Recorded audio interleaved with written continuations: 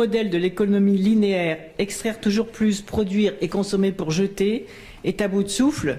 Le moment est venu de le remplacer, et c'est une chance, par le nouveau modèle d'économie circulaire avec ses 4 R bien connus: réduire, réutiliser, refabriquer, recycler.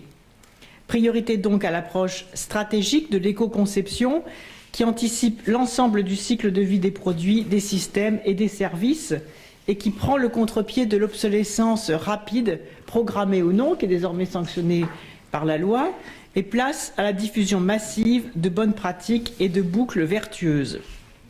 Je suis frappée aussi de voir combien se multiplient, nous sommes nombreux à l'observer, puisque ça fait maintenant l'objet même de commentaires des prix Nobel d'économie, combien la pratique collaborative est en train de se déployer dans tous les territoires.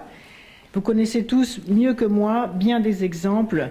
Ils incitent aussi les éco-organismes à l'ambition, et je salue ici la directrice générale d'Écomobilier, Dominique Mignon, qui prévoit, alors que les Français produisent en moyenne 26 kg de déchets meublés par personne, c'est-à-dire 1,7 milliard de tonnes, de passer de 23% recyclés à 45% en 2017.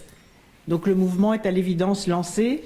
La Cour européenne a rendu il y a 18 mois un arrêt symptomatique de la possible émergence d'une société européenne du recyclage qui ne considère plus systématiquement les déchets comme une nuisance, mais comme une ressource potentielle. Bon, ce n'est pas encore la consécration explicite de l'économie circulaire, telle que nous l'avons mis dans la loi. Nous sommes très en avance, finalement le seul pays d'Europe et même du monde, je pense, à avoir inscrit dans notre droit positif la notion d'économie circulaire. Je ne sais pas si ça existe dans d'autres législations, en tout cas pas dans d'autres pays européens.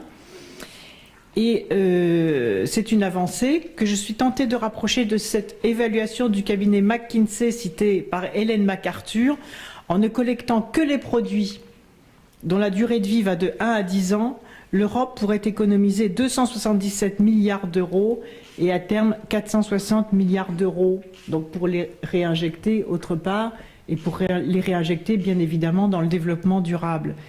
C'est donc la preuve que l'économie circulaire, ça n'est pas seulement une contrainte pour faire autrement, mais c'est aussi un formidable gisement de richesse et de croissance verte dont il nous revient en France de tirer le meilleur parti pour dynamiser notre économie.